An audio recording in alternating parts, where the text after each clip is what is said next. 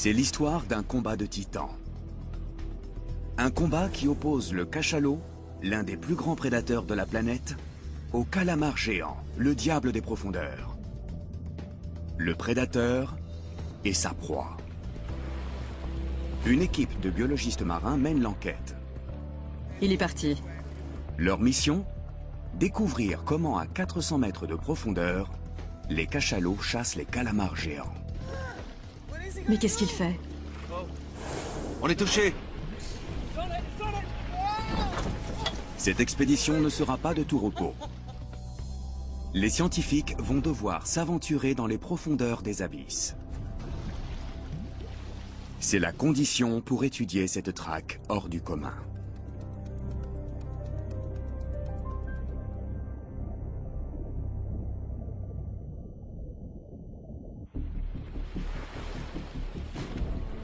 Dans le golfe de Californie, un groupe de chercheurs va tenter de fixer une caméra sur un animal mythique.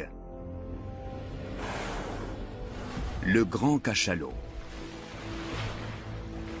Sa proie préférée, le calamar géant. Un énorme céphalopode vif comme l'éclair. La chasse a lieu à plusieurs centaines de mètres de profondeur. Personne n'y a jamais assisté. C'est l'un des grands mystères de la nature. Le filmer serait une avancée considérable. C'est bon, c'est bon, c'est bon.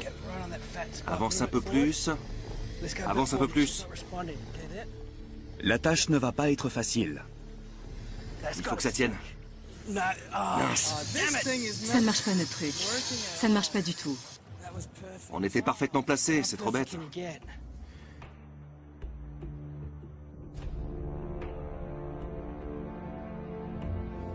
Diane Gendron étudie ces animaux depuis 1997.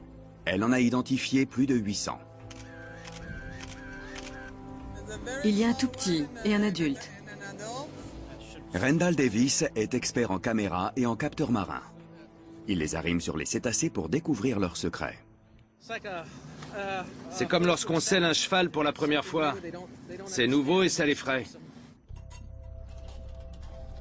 Ryan Johnson est biologiste marin. C'est lui qui va attacher la caméra sur la perche. C'est sa première rencontre avec ce cétacé légendaire. Ce sont les plus grands prédateurs des océans. On a beaucoup de chance de pouvoir les approcher d'aussi près. Leur quête est aussi dangereuse que celle du capitaine Ahab dans l'histoire de Moby Dick d'Herman Melville.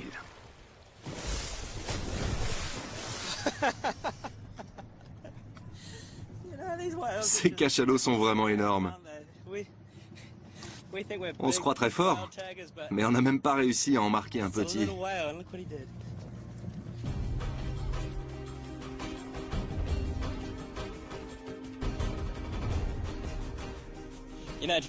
Je rêve depuis toujours de participer à ce genre de mission. J'ai grandi avec ces histoires incroyables de chasse entre cachalots et calamars géants.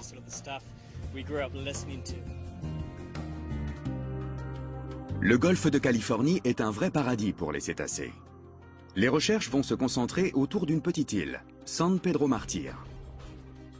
L'équipe a une semaine pour localiser et marquer à la fois les cachalots et les calamars géants.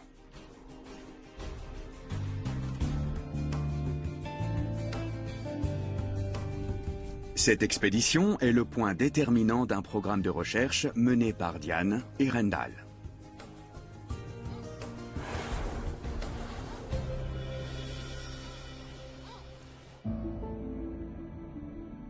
Il y a quelques mois, les scientifiques ont équipé 5 cachalots de capteurs électroniques. Ils ont enregistré leur déplacement, la profondeur et la température de l'eau. C'est Bill Gilly qui a marqué plusieurs calamars géants. La compilation des données a fait surgir une énigme. Les céphalopodes passent toute la journée à 400 mètres de profondeur. Et le soir, ils remontent vers la surface. Les cachalots adoptent un autre comportement. Ils plongent de jour comme de nuit à cette profondeur. C'est leur zone de chasse. Mais qu'est-ce qui pousse les cachalots à chasser par 400 mètres de fond plutôt que d'attendre la nuit que les calamars remontent? Pour répondre à ces questions, les scientifiques ont décidé d'installer une caméra sur le dos d'un cachalot. L'avantage des données visuelles, c'est qu'elles nous permettent d'appréhender les subtilités du comportement des animaux. Sans elles, ce serait incompréhensible. Rendal attend beaucoup de cette nouvelle technologie.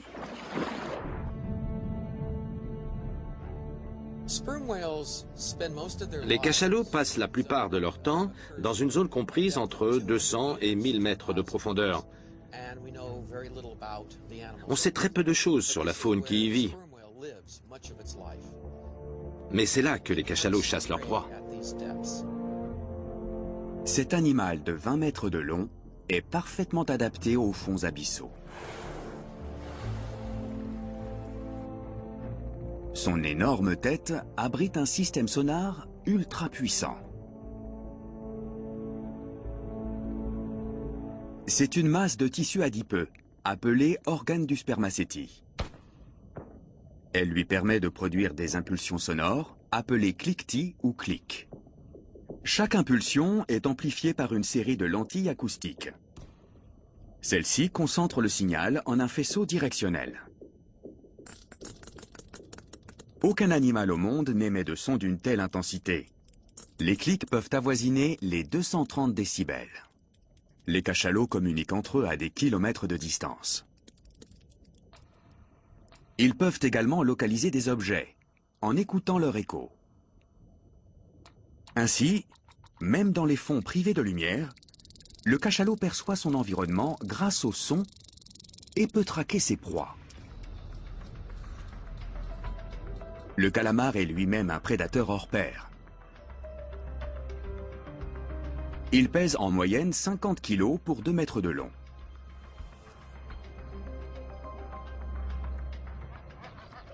Bob Cranston est caméraman spécialisé dans la prise de vue sous-marine. Il va aider l'équipe à trouver des calamars géants. Il les filme depuis 10 ans. Ce sont des prédateurs très agressifs. Ils n'hésitent pas à venir vous suçoter les jambes et il faut les repousser très fermement. S'il y en a plusieurs, c'est assez dangereux. Ils sont parfaitement adaptés aux profondeurs. Leurs yeux sont sensibles à la lumière polarisée. Ils voient dans le noir le plus total. Les calamars géants se déplacent en expulsant violemment l'eau à travers un entonnoir musculeux. Ce sont des animaux extrêmement rapides. Comment les cachalots font-ils pour les attraper? La caméra nous permettra peut-être de le découvrir. L'idée, c'est de placer cette caméra de manière à voir au-dessus de la tête de l'animal. Elle permet de le suivre pendant qu'il chasse, qu'il capture ou dévore ses proies. C'est pratiquement l'unique moyen de savoir ce que font les animaux qui plongent à ces profondeurs. Rendal a déjà fixé des caméras sur le dos de requins-baleines. Il a ainsi découvert qu'ils attirent les petits poissons et leurs prédateurs.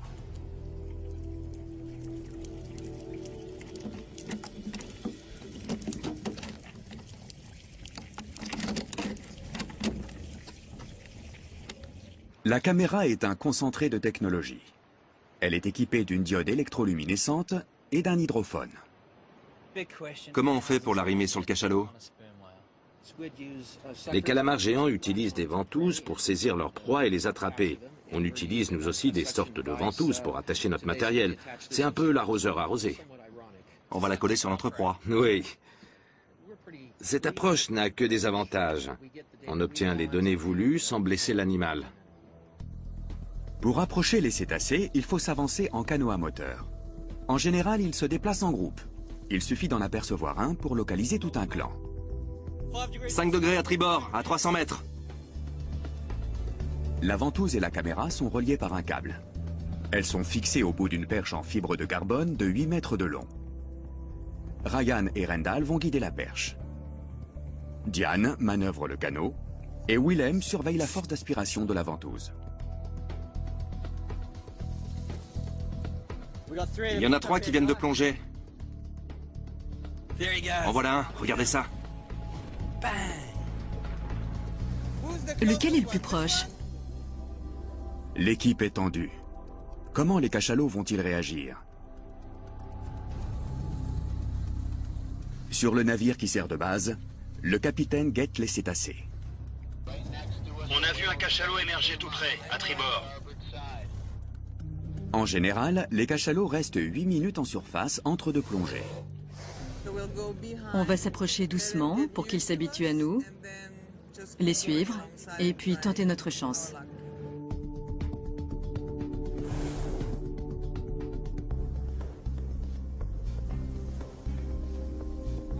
On est prêt?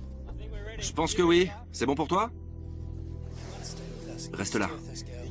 Attention à ne pas le toucher. Ne bouge pas. Il est parti. On n'a plus qu'à recommencer.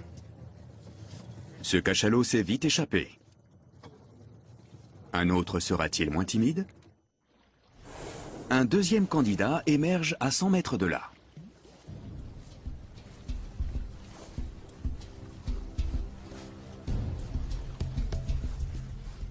On est prêt? Ne bouge pas. Reste avec nous. Reste avec nous. On peut y aller. Ne bouge pas. Vas-y vite, vite, vite!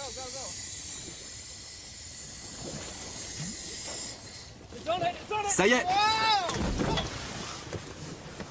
Ça va? Ouais. La deuxième, c'était la bonne. On a eu du bol. Une sacrée veine, oui. Le voilà! Il aime pas ça. Je n'ai pas vu la caméra. Elle est puissante, cette ventouse. C'était énorme. Je crois que c'est bon là. Oui, c'est bien accroché. C'était vraiment magique. On s'était fixé une mission et en 20 minutes, on l'a menée à bien. L'inconvénient, c'est que ça ne plaît pas aux cachalots. C'est juste une ventouse, mais ça le gêne.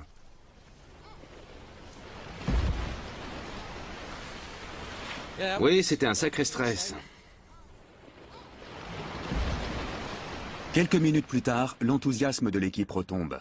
Le cachalot s'est débarrassé de la caméra. Là-bas, elle est revenue à la surface.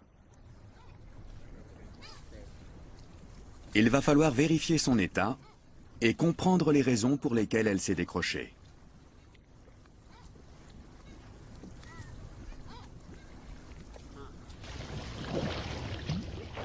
Il faut revenir à bord pour vérifier que la ventouse fonctionne.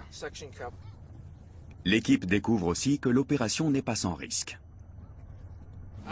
J'ai eu peur qu'on soit renversé. J'ai cru que Ryan avait été touché, qu'il avait reçu un coup sur la tête, alors j'ai agrippé son t-shirt pour le retenir. Heureusement, il avait juste perdu l'équilibre. Mais on a eu chaud. C'est pas très agréable. La queue du cachalot est arrivée sur Rendal et moi à une vitesse foudroyante. Si on avait réagi quelques centièmes de seconde plus tard, je ne sais pas ce qui serait passé. Il faut qu'on revoie notre plan d'approche et qu'on se montre plus prudent. On a tendance à oublier à quel point ces animaux sont puissants. Bob Cranston, lui, est bien conscient du danger. Quand on nage avec les baleines, il y a une zone de danger que j'appelle l'arc de la mort. C'est l'intervalle qui sépare la nageoire pectorale de la queue. Si vous vous retrouvez entre la pectorale et la queue, et que celle-ci fouette l'eau d'un mouvement latéral, elle peut vous arracher la tête, vous briser la poitrine, ou vous casser les côtes. Bref, vous faire passer un sale quart d'heure. C'est ça l'arc de la mort. Ça ne va pas être facile de trouver un autre cachalot. On va en trouver près de l'île, c'est sûr et certain.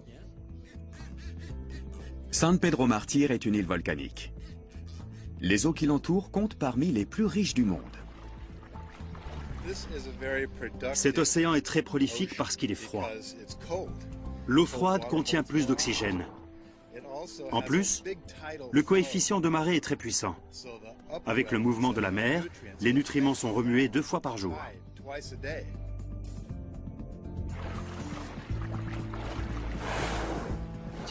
C'est un endroit unique. On sent une énergie, une activité débordante.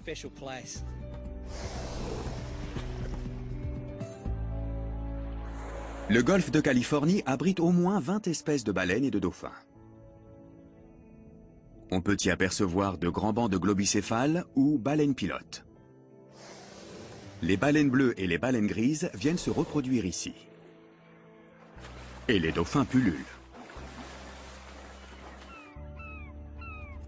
Une aubaine pour les spécialistes des mammifères marins. Diane passe énormément de temps en mer. Elle cherche à comprendre la place des baleines dans cet écosystème. Ce sont des animaux gigantesques, mais on peut les approcher de très près. Ils tolèrent votre présence. Il est là, juste là. Vous le voyez? Regardez, on voit sa mâchoire inférieure. Elle est toute blanche. Il nous a aperçus à la dernière minute. Il a tourné et il a plongé, comme un gentil géant.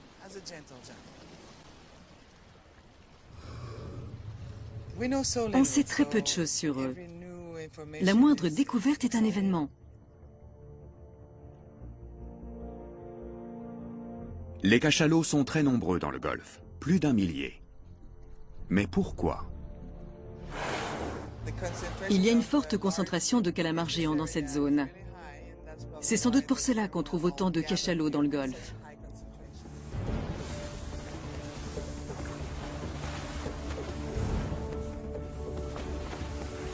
Les grands dauphins accompagnent souvent les cachalots. Les scientifiques sont en bonne compagnie.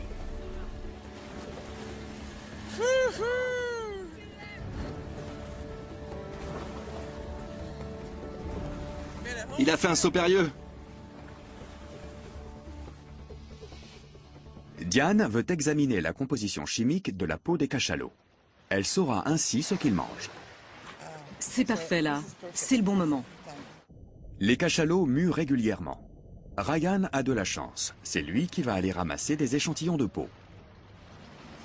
C'est la première fois que je vais plonger avec des cachalots. Je suis très content, mais c'est quand même un peu angoissant. Ce sont de gros animaux.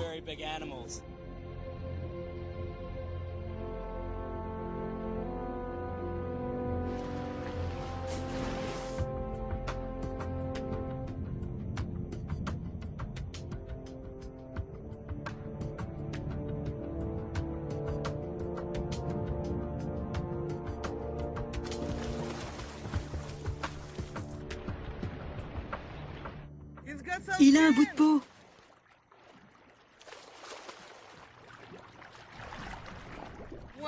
Et un gros morceau en plus. C'est formidable, Ryan. Je l'ai approché par derrière. C'était super. C'est parfait. Parfait. C'était génial de nager avec eux. J'ai sauté et j'ai suivi 2 ou 3 individus. Il y avait même un petit. C'est un sentiment indescriptible. C'est incroyable. Voilà à quoi ressemble la peau de cachalot. Elle est très sombre et très dure. On va analyser ce bout de peau. Il nous permettra de savoir si leur régime alimentaire a changé. D'après les recherches de Diane, cette population de cachalots se nourrit presque exclusivement de calamars géants. Un grand mâle peut en dévorer 350 en une journée. Il faut approcher les mâles avec prudence. Ils sont 2 fois plus gros que les femelles. Et ils peuvent se montrer agressifs. Je ne sais pas comment il va réagir. C'est un peu dangereux. C'est un grand mâle, comme dans Moby Dick. Très vite, le cétacé les détecte.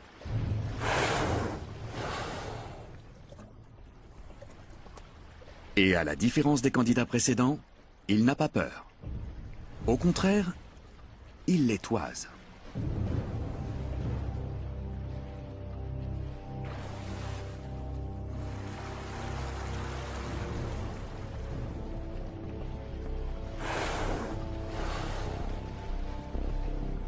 Le monstre de 30 tonnes se dirige vers eux. Qu'est-ce qu'il va faire? On te regarde, c'est tout. C'est un grand individu. Il mesure plus de 20 mètres de long.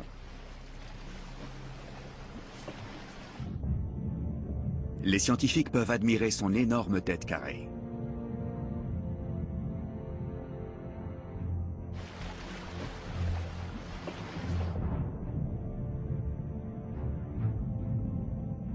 La peau des cachalots est très caractéristique.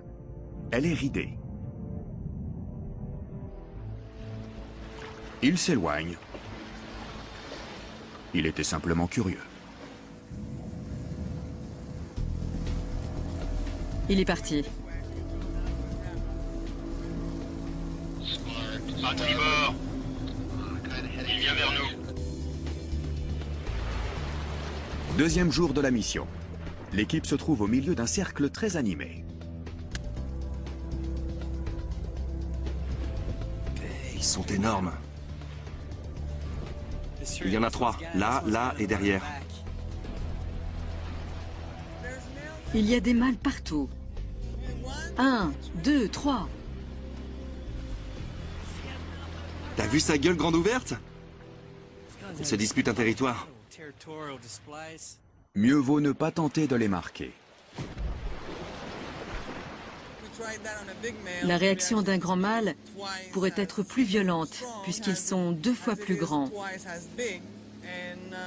Et je ne pense pas qu'on ait envie de voir ce que ça donne. Tu sais pourquoi Diane ne veut pas arrimer de caméra sur un mâle? Elle a peur qu'il revienne nous agresser. C'est vrai? Mais oui, bien sûr. Oui, ils sont dangereux. Si on tente le coup sur un mâle, il y aura seulement une plus grosse queue qui tentera de nous faire chavirer. Mais qu'elle soit grande ou petite, de toute façon, si elle nous frappe, on boira la tasse. Au fond, ça ne fait pas de grande différence. Je suis catégorique, pas de mâle. On ne sait pas comment ils peuvent réagir. Ils continuent donc de chercher des individus de taille plus modeste. Mais même un petit cachalot sera toujours aussi grand que leur canot.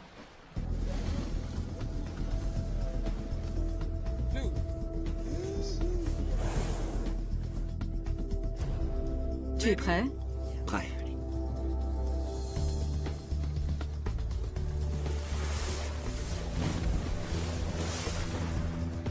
Il faut tenter notre chance.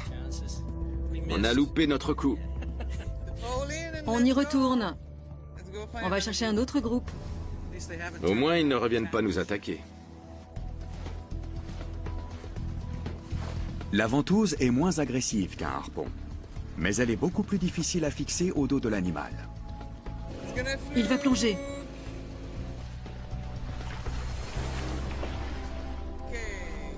C'est la dernière chance de la journée. Avancez. Avancez.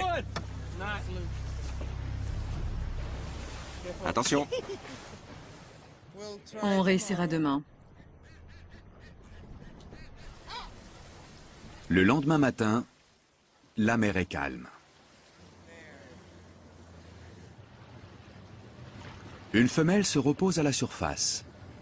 Et elle n'est pas seule. Il y a un petit. Super. La mère se prépare à plonger.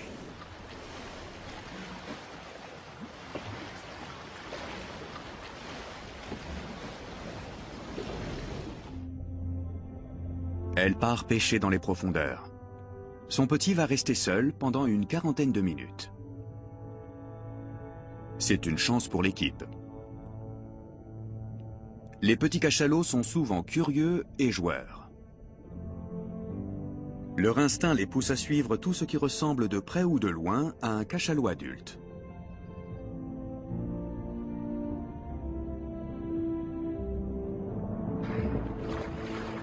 Ce petit pèse déjà 1 tonne et mesure 4 mètres de long. Il passe ses journées à respirer, téter et suivre sa mère.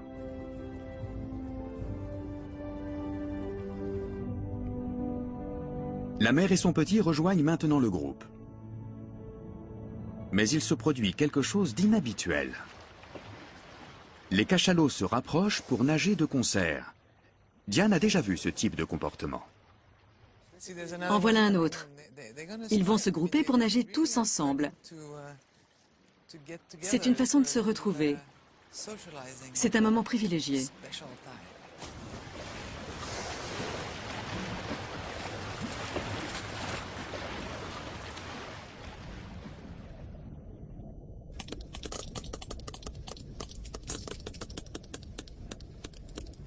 Les cachalots semblent apprécier ce contact étroit. Ils roulent les uns sur les autres. C'est un véritable concert de clics. L'un de ces sons s'appelle coda. Ce sont des séquences de 3 à 20 clics. Ils servent à communiquer avec les autres membres du groupe. Un cachalot entend un son et le répète aussitôt.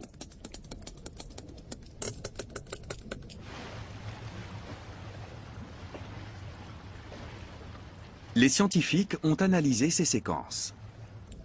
Ils ont découvert que leur schéma correspondait à celui d'une conversation. Que se disent-ils? On l'ignore encore. Ils ont envie de jouer. Regardez-les.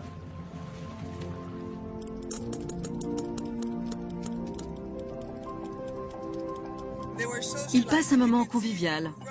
Ils batifolent, ils se frottent les uns sur les autres. On voit des têtes et des queues émerger. C'est dans ces moments-là qu'ils émettent des codas. Et là, on a vraiment envie d'aller sous l'eau, voir ce qui se passe. Mais pourquoi ils font ça? C'est le petit, je crois qu'il avait envie de jouer.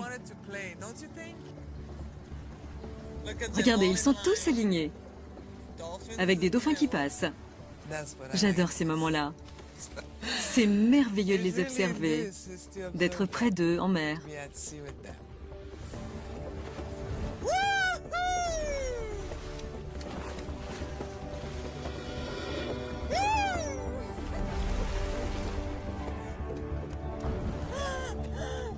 C'est le bonheur ce matin. Après 5 jours de pratique, l'équipe a mis au point une méthode d'approche efficace. Attends. Reste à trouver le bon cachalot. Plus près de la tête, encore. Non. Allez!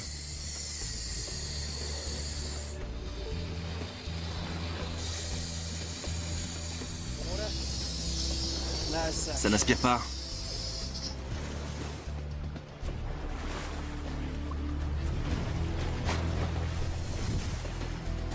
Ça y est! Non, elle s'est détachée. Mince. L'équipe est fatiguée. La perche elle-même commence à montrer des signes de faiblesse. Elle est cassée.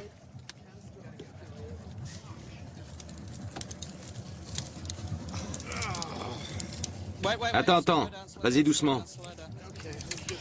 Il faut rentrer. Ces cachalots ont cassé ma perche en fibre de carbone. C'est assez impressionnant parce que c'est vraiment difficile à casser. Maintenant, la perche ne fait plus 8 mètres, mais 6. Ça veut dire que Ryan sera encore plus près de l'arc de la mort. Et il ne sait même pas ce que c'est. La perche brisée n'est pas la seule surprise de la journée. Il se passe quelque chose près de la surface. Des centaines de mouettes plongent dans l'eau. C'est un immense banc de sardines. Bob veut filmer cette intense activité. C'est une aubaine. Il y a des chances qu'ils disparaissent à notre arrivée. Mais si on arrive à temps, je pourrais peut-être faire quelques plans.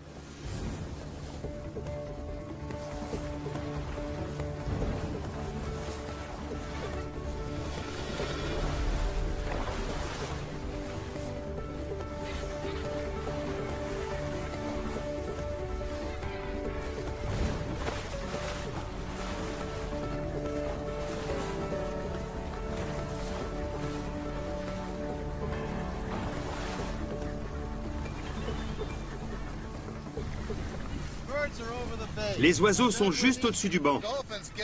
Quand les dauphins vont arriver, ils vont faire remonter les sardines et les mouettes auront leur chance. Nous aussi, peut-être, si on est assez rapide. Ils vont passer près de nous à 100 à l'heure.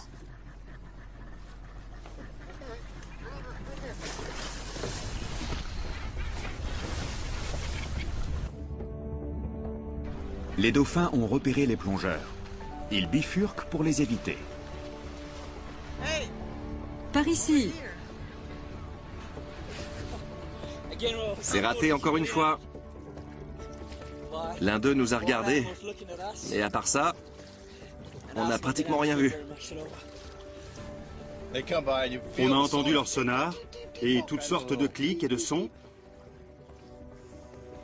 Et puis, plus rien.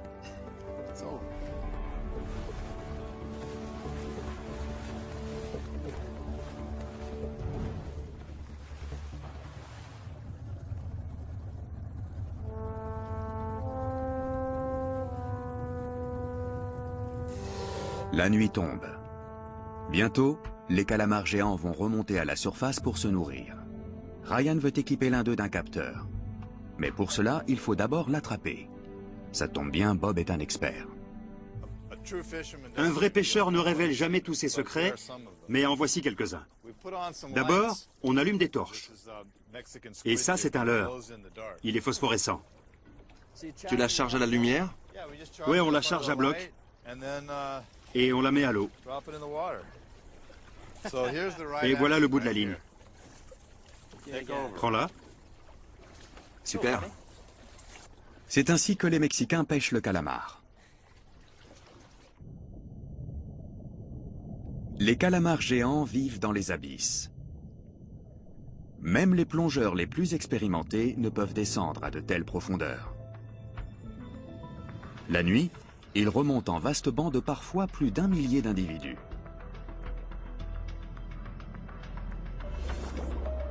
La croissance de cet animal vorace est extrêmement rapide. Bob s'est rendu compte qu'il était aussi très curieux. Ces calamars géants sont des machines à manger. Ils dévorent des poissons ou même leurs congénères. Bref, tout ce qui leur tombe sous les tentacules.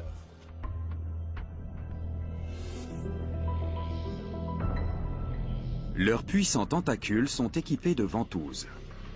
Elles servent à attraper les proies et à les goûter. Les poissons sont souvent gluants. Pour les attraper, il faut une arme fatale. Et ces ventouses sont pourvues de petites dents à l'intérieur. Et au milieu des tentacules, une bouche coupante qui déchire les proies. Le calamar géant a une si terrible réputation qu'on l'a surnommé le Diable Rouge. Ryan en a attrapé un. C'est un monstre. Je dirais qu'il mesure bien 1,70 m. Le voilà. Regardez-moi ça. C'est dingue. Waouh! La vache! Un petit coup de main peut-être? La vache! Allez, je vais t'aider à le tenir. Pose vite ton capteur qu'on le remette à l'eau. Je vais l'accrocher là. Je fais un tour.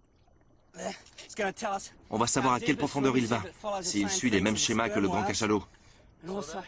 Ce truc enregistre la profondeur? Profondeur, température de l'eau et position. Je tiens ça. Il est assez fragile. On va pouvoir le remettre. Je le libère. Voilà, super. On le remet à l'eau? On y va? On le soulève?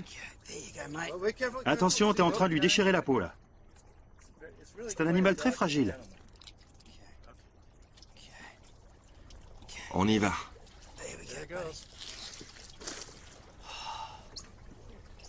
Allez, c'est parti.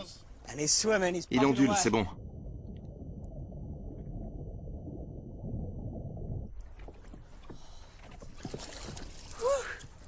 C'est fou cet animal, hein?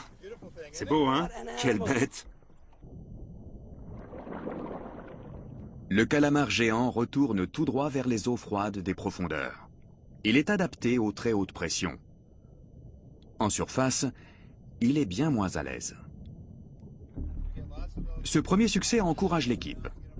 Elle est déterminée à marquer un cachalot. Même avec une perche raccourcie. Le canot est entouré de mâles. Chacun d'eux tente d'approcher un groupe de femelles. Dans ce genre de situation, il arrive qu'ils se battent. On y va tout doucement.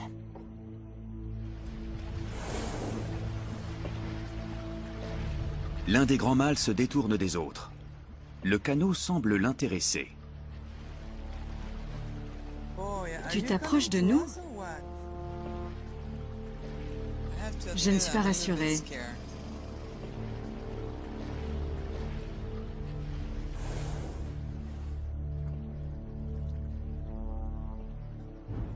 Il vient droit sur nous.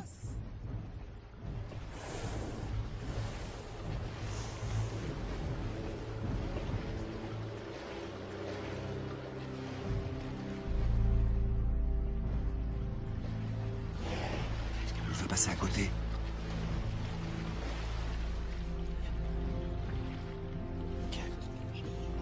Aïe, aïe, aïe. Ah non, mon Dieu. Oh. Mais qu'est-ce qu'il fait? Il nous a touchés. Non, non, non, ça va. Ça va? Il nous dit de nous éloigner, de partir, c'est tout. Il marque son territoire.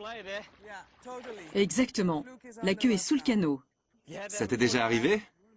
Non, mais j'en avais entendu parler. T'en avais entendu parler? Oui, mon Dieu.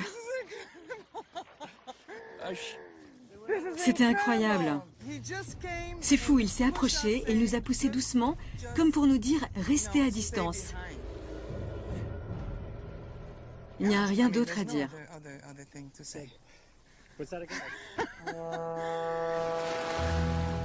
Ils l'ont échappé belle. Le grand mâle disparaît aussi vite qu'il est venu. Les scientifiques décident de chercher un autre groupe. Ils repèrent une femelle seule. Elle se repose en surface. C'est leur dernière chance. On ne va pas te faire de mal. On va juste te mettre une petite ventouse sur la tête.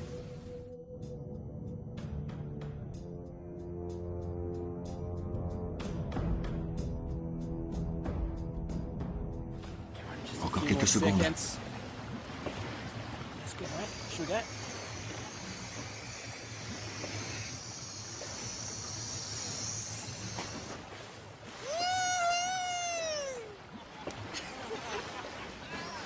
Elle n'est pas contente. Ça a super bien marché. On a trouvé le bon cachalot au bon moment. C'était très facile. Ce cachalot ne s'y attendait pas. C'est le premier de la journée. Avec un gentil géant, c'est facile. Mais quand on essaie plusieurs fois et que ça ne marche pas, c'est rageant. Mais là, ça ne s'est pas décroché. Ah ouais, c'est génial. Bon, qu'est-ce qu'on fait maintenant, Rendal? On en équipe un autre. Non, avant ça, il faut localiser cette caméra. Elle a un émetteur satellite et radio. On pourra la récupérer dès qu'il remontera, d'ici 24 heures.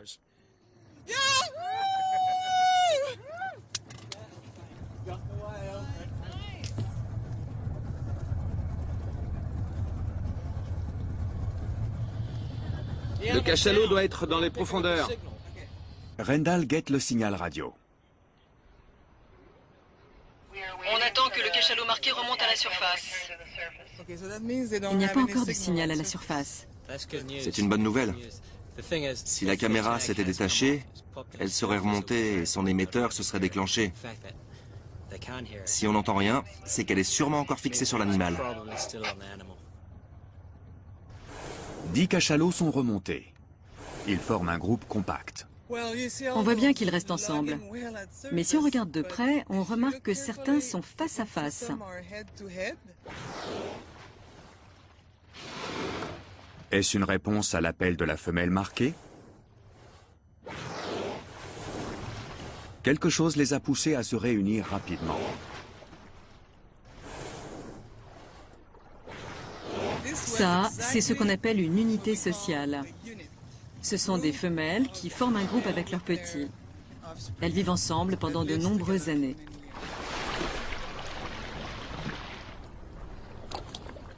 Quelques minutes avant le coucher du soleil, Diane repère la caméra. Là-bas. Ouais, je la vois. Elle est juste là. Elle s'est décrochée du cachalot.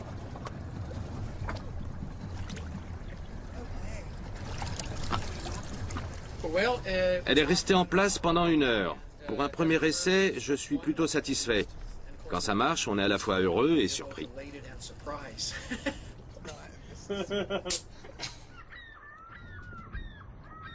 Tout le monde a hâte de voir les images enregistrées.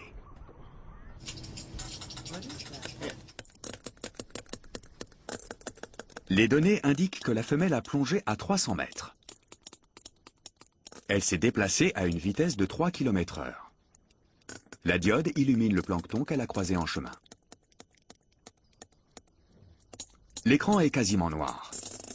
Mais l'hydrophone a enregistré une foule de sons. Une chose est sûre, ces sons sont des codas. Ce ne sont pas de simples clics. Les codas permettent aux cachalots de communiquer entre eux.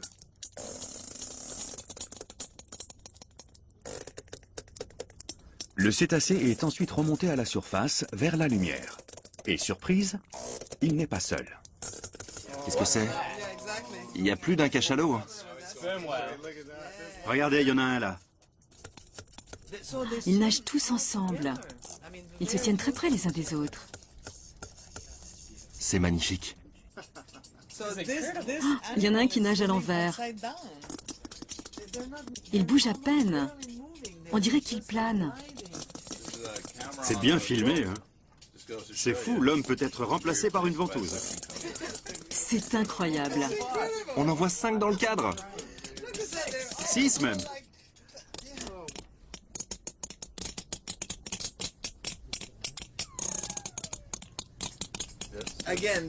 Et encore des codas. Ils se sont rapprochés parce que cette femelle a un problème. Ils sont venus pour l'aider. L'autre cachalot se tient vraiment tout près d'elle. Il essaie peut-être de la débarrasser de la ventouse.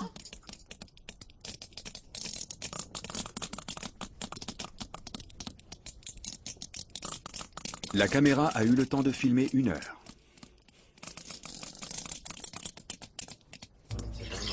Cette étude est une nouvelle fenêtre ouverte sur le monde des cachalots. À l'avenir, ce dispositif permettra de les accompagner dans les profondeurs. Je pense que le groupe escorte le cachalot que nous avons marqué. La femelle a dû être surprise. Elle a envoyé des codas aux autres pour leur dire qu'elle avait quelque chose sur le dos. Les images montrent un groupe uni. Les cachalots se portent mutuellement secours et communiquent en permanence. Elles montrent aussi que les cachalots chassent dans l'obscurité totale. Ils se servent de leur puissant système d'écolocalisation. Mais pourquoi chassent-ils de nuit dans les profondeurs alors que les calamars géants sont en surface? L'équipe a maintenant une petite idée sur la question. Elle a reconstitué la traque à partir de toutes les données collectées sur les cachalots et les calamars géants. Voici ce qui se passe. 18 heures. Les cachalots sont en surface. Ils se reposent et accumulent de l'oxygène dans leurs muscles. Bientôt, ils seront prêts à plonger. À 400 mètres de profondeur, une colonne de calamars géants est en train de remonter à la surface. C'est là que se trouvent leurs proies, les poissons. Chaque nuit, les poissons des profondeurs remontent pour se nourrir de plancton.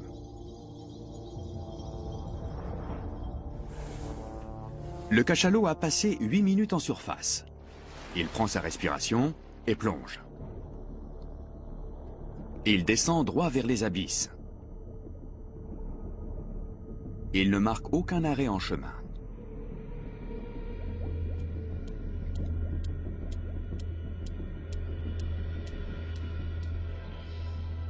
Près de la surface, les calamars géants chassent les poissons. C'est une activité épuisante car ils supportent mal cette eau trop chaude pour eux.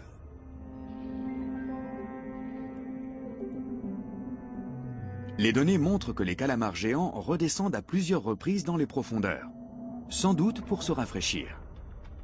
Ils reprennent des forces avant une nouvelle incursion à la surface. C'est là que les cachalots les attendent. Les capteurs montrent qu'ils patrouillent dans cette zone à 400 mètres de profondeur. Ici, le taux d'oxygène est extrêmement bas. Il n'est que de 10% par rapport à la surface. Et c'est un problème pour les calamars géants.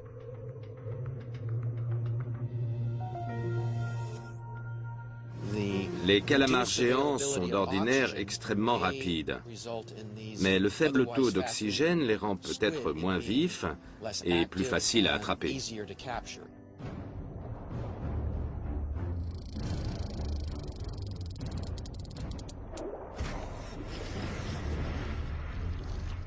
Les cachalots s'attaquent donc à eux quand ils sont les plus vulnérables.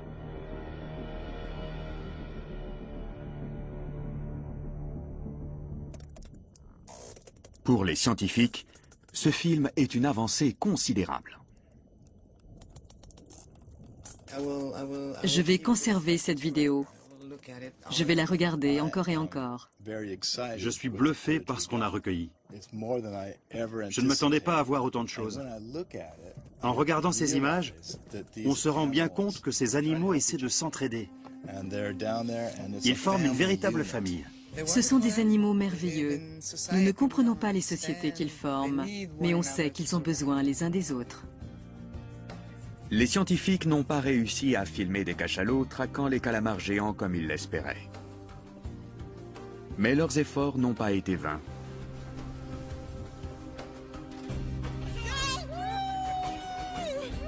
Leurs images sous-marines témoignent de l'incroyable solidarité de ces grands mammifères. De temps en temps, on a la chance de découvrir quelque chose d'inédit, quelque chose que personne n'avait jamais vu.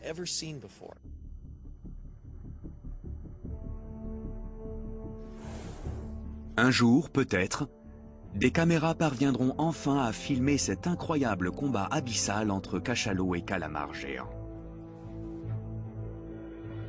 Mais pour l'instant, son déroulement demeure un mystère.